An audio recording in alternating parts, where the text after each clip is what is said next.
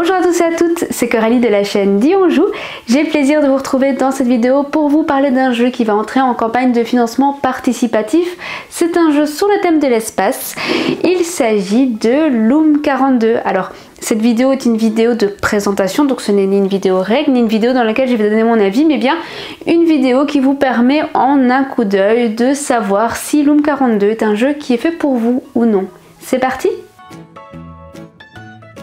Un premier point sur lequel j'aimerais attirer votre attention avec Loom 42, c'est que il s'agit d'un jeu qui est beaucoup plus accessible que ce que laisse présager la couverture de la boîte.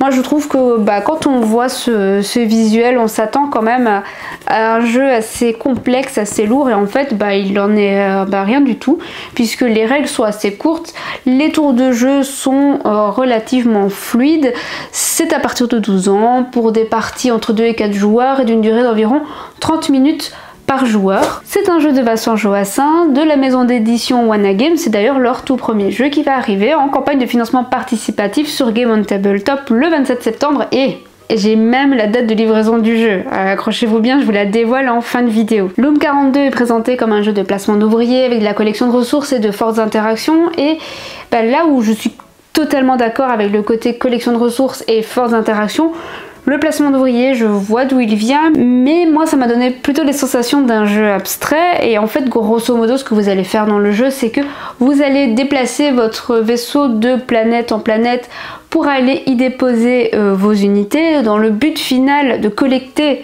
des cubes de lumière que vous devez transformer en cubes d'énergie. Parce qu'à la fin de la partie, vous pouvez avoir autant de cubes de lumière que vous voulez. Si vous ne les avez pas transformés en cubes d'énergie, ça ne va pas vous faire de points. Donc ça, c'est un point essentiel.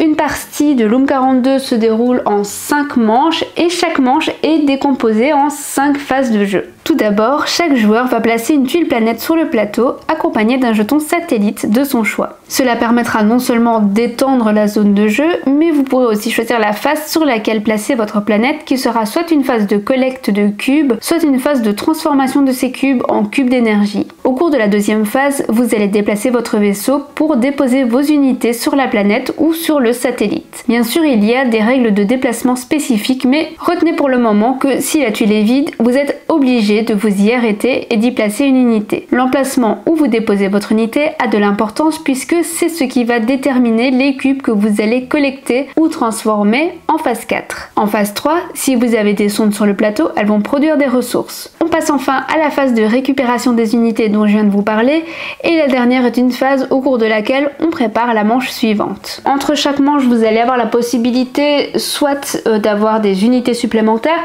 soit d'améliorer vos unités existantes contre des unités avec des pouvoirs spécifiques. Et dans ces pouvoirs, il y en a par exemple qui vont vous permettre de ne pas être expulsé lors de combats. Parce que oui, il y a des combats. Rappelez-vous, je vous avais dit que c'était un jeu à fortes interactions, et cette interaction, elle va se manifester de plusieurs façons différentes. À chaque fois que vous allez passer sur une tuile avec une unité, une sonde ou un vaisseau adverse, vous allez payer un bonus de passage en faisant gagner à votre adversaire un point de victoire. Si c'est un vaisseau adverse, celui-ci est aussi éjecté au centre du plateau. Ensuite, il y a aussi le combat qui se déclenche quand vous voulez placer une unité à un endroit déjà occupé par une unité adverse. L'unité de l'attaquant et du joueur attaqué sont déplacées sur la zone d'exil du plateau, sauf si vous avez amélioré vos unités en cours de partie. Tout au long de la partie, vous allez marquer des points, donc quand des adversaires vont passer sur les tuiles où il y a des éléments à vous, ça va vous faire gagner des points grâce au bonus de passage, mais aussi à chaque fois que vous allez transformer vos cubes de lumière en cubes d'énergie, à chaque fois,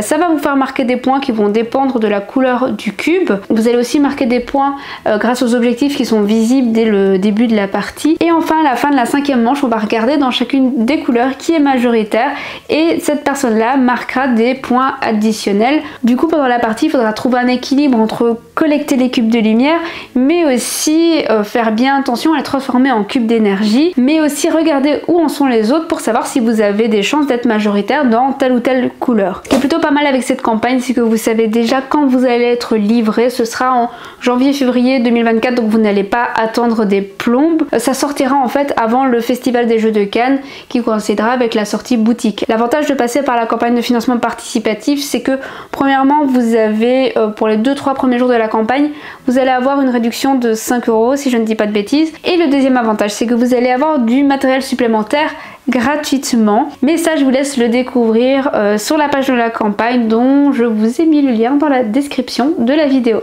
J'espère que la vidéo vous a plu. Si vous avez la moindre question par rapport à Loom 42, eh bien n'hésitez pas à me la poser en commentaire. Je réponds toujours à vos commentaires avec grand plaisir. Et si la vidéo vous a plu, si vous voulez soutenir la chaîne, eh bien n'hésitez pas à mettre un like, à partager la vidéo autour de vous, à vous abonner bien sûr, et pensez aussi à activer la petite cloche pour être tenu au courant de toutes les sorties vidéo sur la chaîne. Moi je vous dis à très vite pour la prochaine vidéo. Salut!